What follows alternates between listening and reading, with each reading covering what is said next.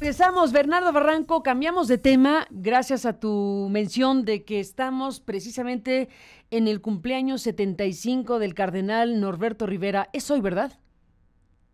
Así es. Hoy cumple Norberto Rivera 75 nació el 6 de de junio junio de y 2000, hoy bueno, cumple 75 años.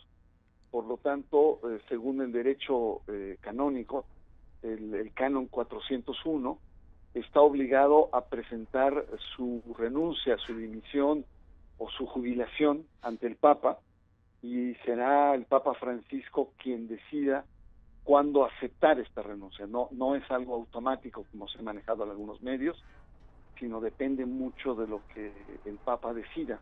Pero efectivamente ya ha llegado a término, según el derecho canónico. Antes se le pedía para que amablemente presentara su renuncia, tuviera la gentileza, así decía o dice el código, y el Papa Francisco ha cambiado estos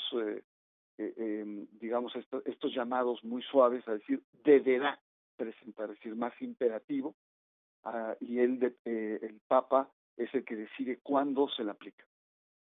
bueno, eso es en lo que corresponde a la renuncia de Norberto Rivera, el cardenal, por un lado. Por otro lado, en este marco de cosas, en esta fase de su vida, llega una denuncia penal que se presenta ante la Procuraduría General de la República, misma de la que hablamos hace algunos días. Esta denuncia que presentaron Alberto Atié, José Barba, Salvador Guerrero, hablamos con ellos en su momento cuando estaban precisamente a las afueras de la PGR entregando esta denuncia, que es una denuncia, pues me parece que muy importante, que si bien no se refiere específicamente a casos con nombre y apellido, porque eso es lo que se tiene que investigar, sí toman una declaración pública del cardenal dada a fines del año pasado, en donde el cardenal habla de que por fortuna no le toca a él ni procesar, ni sentenciar, ni enjuiciar los casos de pederastia clerical, pero que tuvo conocimiento de 15 casos que fueron enviados al Vaticano y que por fortuna el Papa tuvo que resolver el asunto. En pocas palabras y de manera muy rápida lo menciono de esta manera.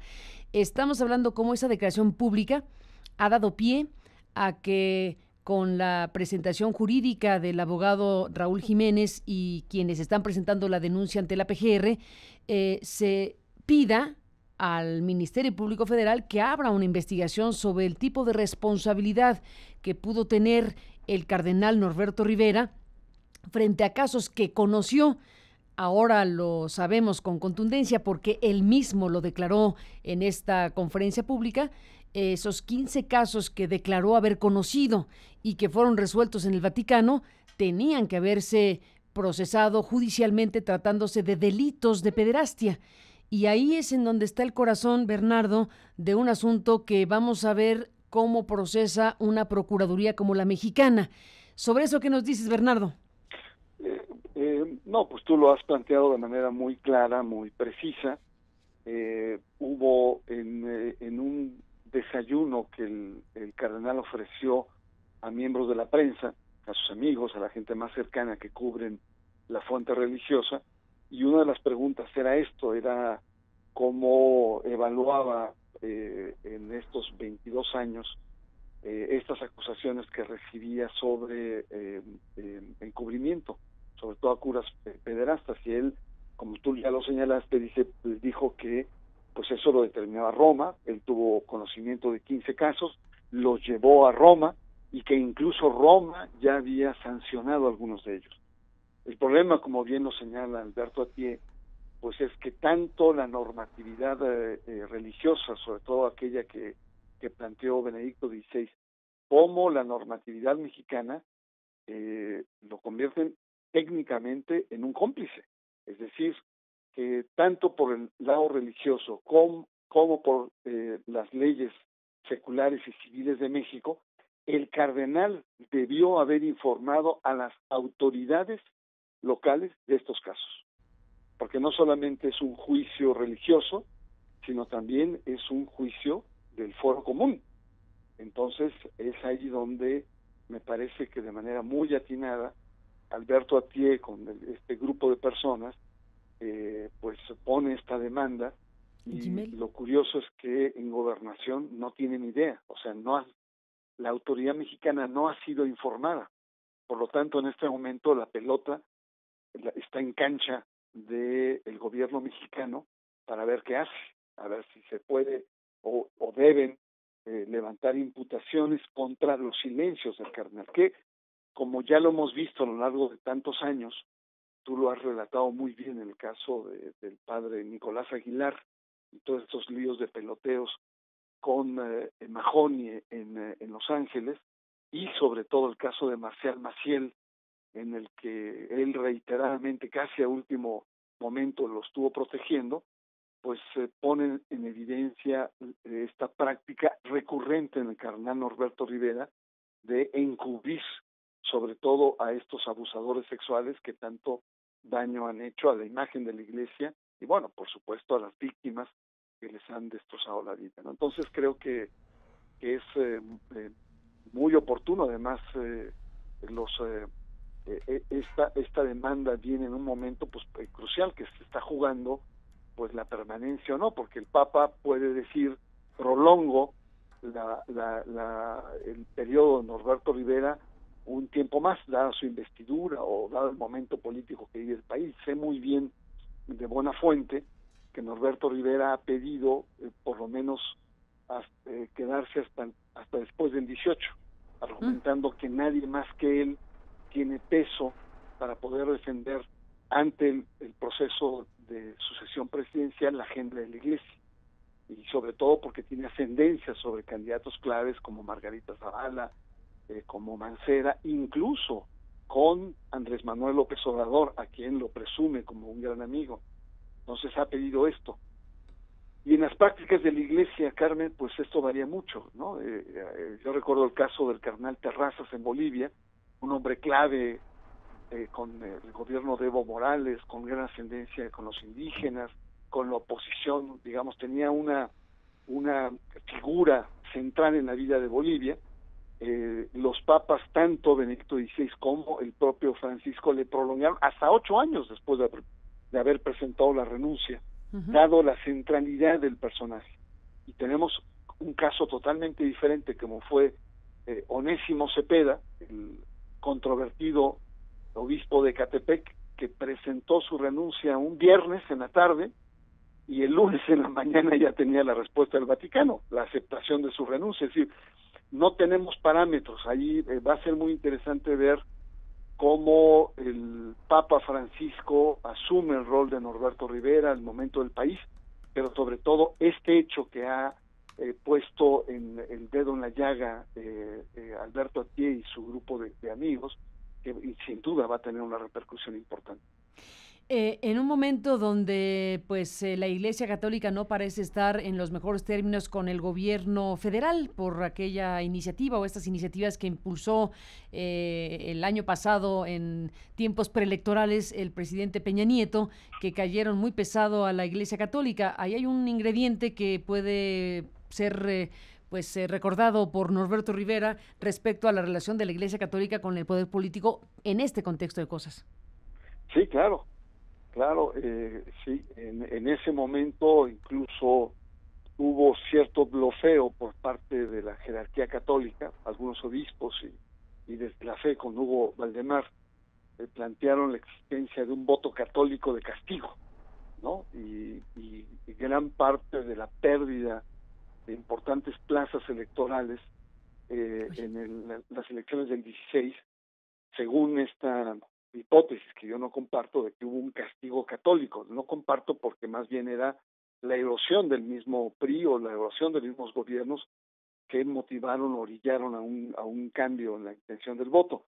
Pero sí, esto ha sido muy peleado, y sobre todo una actitud muy agresiva, incluso por parte de la arquidiócesis. Recuerdo muy bien las declaraciones de Valdemar acusando al presidente Peña Nieto de alta traición, de haber apuñaleado por la espalda a la Iglesia. Fueron declaraciones muy duras.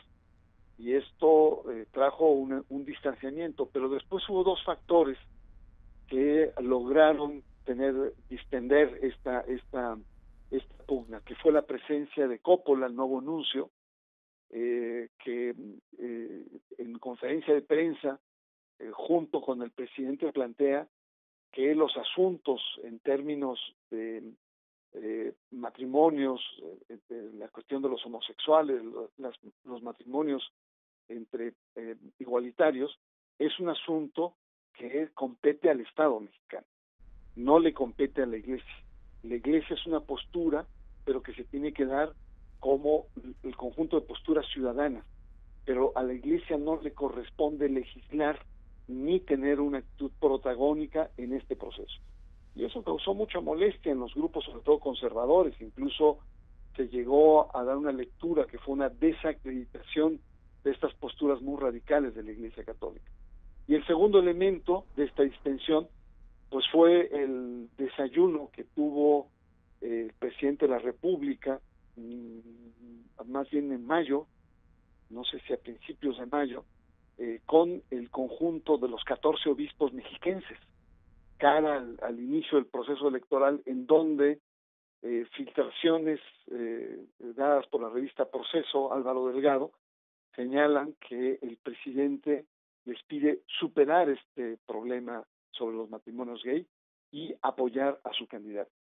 Y los obispos, pues hemos visto que en el actuar de este proceso electoral en el Estado de México, pues no solamente han estado más que discretos, sino han sido sumamente cuidadosos en no, a diferencia de otros procesos electorales, el no convertirse en un polo, digamos, de tensión o de posicionamiento. Entonces, yo creo que más bien la postura hoy en la Iglesia es en términos de relación Iglesia-Estado, en un regreso de una relación más o menos armónica. El nuncio está jugando un papel clave, y una moderación política por parte del clero. Y esto también pues pone, más bien fortalece la postura del cardenal, que es el que empuja y lleva pues pone prácticamente en algún momento frente a la esquina, ¿no?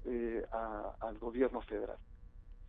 Pues Bernardo Barranco, aquí están estos temas que hemos conversado ampliamente contigo.